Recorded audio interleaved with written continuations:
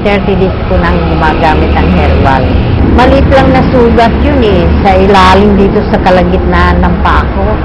Pagkatapos yung kumalat. Tapos yun, nag-stay ako sa hospital ng 1 month and a half. Mahirap para sa akin pag maputulan, nag-iisa lang ako sa bahay. Kaya ako, wala na akong asawa, kamamatay lang. Ang naramdaman ng pagbabago, hindi na masyadong makirot.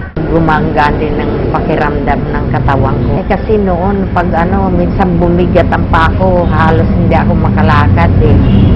Unti-unti akong nakalakad nung, yun, nakainom na ako. Ngayon, medyo kumalma na rin ang sakit, tapos nakakalakad na ako ng tuwid. Inaasahan ko nang gumaling na rin ako para hindi naman masyadong mabigat para sa akin.